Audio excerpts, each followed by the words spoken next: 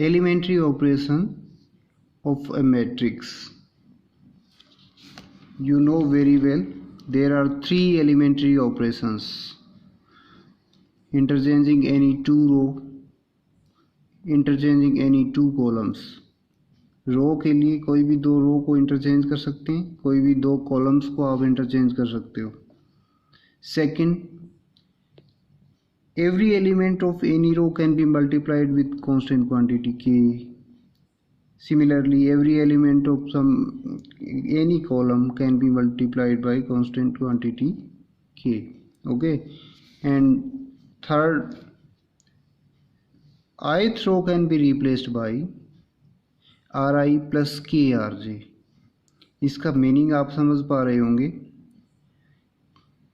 किसी constant quantity k से हम जेथ रो के हर एलिमेंट को मल्टीप्लाई करते हैं और उसके इन दोनों आयथ और ये जो नया मिला इनके कॉरस्पॉन्डिंग एलिमेंट्स को हम ऐड करते हैं और आयथ रो को हम इस चीज़ से रिप्लेस करते हैं. Similarly C I is replaced by C I plus K C जे.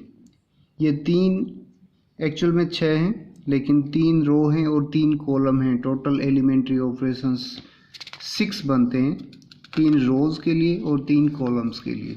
ये बेसिक्स हैं जो कि हमें ज़रूर पढ़ने हैं, ध्यान रखना है. इनके अलावा कोई एलिमेंट्री ऑपरेशन आपको अप्लाई नहीं करना है.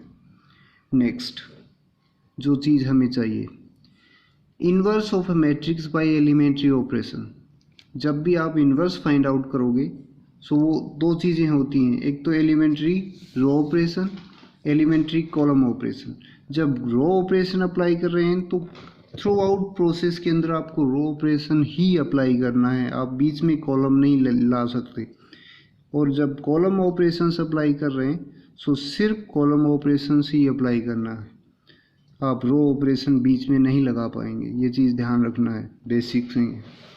नाउ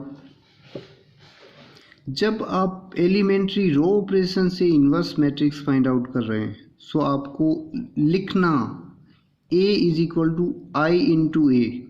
आपको पता है आइडेंटिटी मैट्रिक्स किसी भी मैट्रिक्स से मल्टीप्लाई करेंगे तो हमें वही मैट्रिक्स मिलने वाली है. लेकिन जब रो ऑपरेशन अप्लाई करेंगे सो आपको पता है A इंटू आई भी A होता है, I इंटू A भी A होता है. लेकिन रो ऑपरेशन से इन्वर्स निकाल रहे हैं तो आपको A is equal to identity matrix multiplied by A लिखना है. एलिमेंट्री कॉलम ऑपरेशन अप्लाई कर रहे हैं so A is equal to A into I लिखना है. आई आइडेंटिटी मैट्रिक्स बाद में लिखना है, A मैट्रिक्स को पहले लिखना है. ध्यान रखिएगा दोनों में ये डिफरेंस है, ये आपको समझ में आएगा जब रो ऑपरेशन अप्लाई कर रहे हैं. सो जब भी कोई आपको ये दिया गया है x equal to A B और आपको रो ऑपरेशन अप्लाई करना है इस मैट्रिक्स में, सो सिर्फ इस मैट्रिक्स में वही ऑपरेशन आपको अप्लाई करना है. अगर आपने इसमें किया तो ये इक्वलिटी नहीं रहेगी. यही केस यहाँ है, इसीलिए ध्यान रखना है रो ऑपरेशन के लिए i इंटू ए और कॉलम ऑपरेशन के लिए a इंटू आई. और जब कॉलम ऑपरेशन अप्लाई करते हैं तो जो कॉलम ऑपरेशन यहाँ अप्लाई किया गया वो आपको राइट साइड वाले मैट्रिक्स में अप्लाई करना होता है, इसमें नहीं. ये रूल है, इसीलिए लिखने का तरीका बदल जाता है. सो ये बेसिक्स हैं. उसके बाद सपोज मुझे रो ऑपरेशन अप्लाई करके मैट्रिक्स, जनरली हम रो ऑपरेशन से फाइंड आउट करते हैं. आपको बोलवा नहीं जाता है तो आप रो ऑपरेशन में इजी भी होता है समझना, क्योंकि हमारा माइंड सेट होता है रो ऑपरेशन अप्लाई करने मैट्रिक्स का इन्वर्स निकालने में. सो आपको लिखना ये है A is equal to identity into A. A will be given identity matrix, जितना ऑर्डर इसका है उतनी ही ऑर्डर की आइडेंटिटी मैट्रिक्स आप ले पाएंगे. सो अब इसको यहाँ पे ए मैट्रिक्स जो भी आपको गिवन है वो यहाँ आप एलिमेंट्स राइट डाउन करेंगे और ये मैट्रिक्स तो फिक्स है 0 1 0 0 0 1 आइडेंटिटी मैट्रिक्स. अब आपको करना क्या है, क्योंकि हमें रो ऑपरेशन अप्लाई करने हैं, ये 3 ऑपरेशन के अलावा कोई और नहीं लगाएंगे. और प्रोसेस क्या होगी उसको समझ लीजिए, वो इम्पोर्टेंट है. दुनिया भर के प्रोसेस हैं, है ना. एलिमेंट्री ऑपरेशन अलग अलग तरीके से लगते हैं, लेकिन कन्फ्यूज़न नहीं रहेगा अगर सेम प्रोसेस फॉलो करोगे जो मैं आपको बता रहा हूँ. फर्स्ट काम ये हमें इसको इस मैट्रिक्स को आइडेंटिटी मैट्रिक्स में कन्वर्ट करना है। हमारा ध्यान ये रहे, this matrix should be converted into identity matrix, और जो ऑपरेशन यहाँ लग गया वो इस मैट्रिक्स में लगाना है। क्लियर?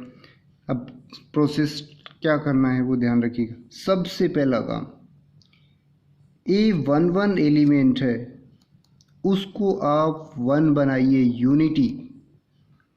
A11 एलिमेंट को 1 बनाना है, और इस 1 की है पहला काम वो कैसे बनेगा। मान लीजिए यहाँ पे 3 है, सो आप क्या करिए, R1 इज रिप्लेस्ड बाई, ये वाली लगाएंगे 1/3 R1, ये के हम की तरह वर्क करेगा। जो भी एलिमेंट है उसका 1/, उसका रेसिप्रोकल से इसको मल्टीप्लाई कर दीजिए कंप्लीट को। ओके, सो ये अपने ऑटोमेटिकली 1 में कन्वर्ट हो जाएगा।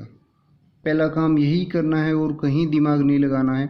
अगर हाँ, एक चीज़ और है कि इनमें से कहाँ, यहाँ पे 1 हो, यहाँ पे 1 हो, इनमें से किसी एक जगह पे 1 हो, सो इन दो को आप इंटरचेंज कर सकते हो। सपोज यहाँ 1 है तो you can interchange, you can apply this R1 replaced by R2, सो ये 1 यहाँ आ जाएगा। सो A11 प्लेस को यूनिटी बनाना है। आफ्टर दिस सेकेंड पार्ट, इस 1 की यहाँ 1 आने के बाद इस 1 की हेल्प से इन दोनों को 0 बनाना है। स्टेप्स समझ लीजिए, यही वे आपको अप्लाई करना है, फॉलो करना है।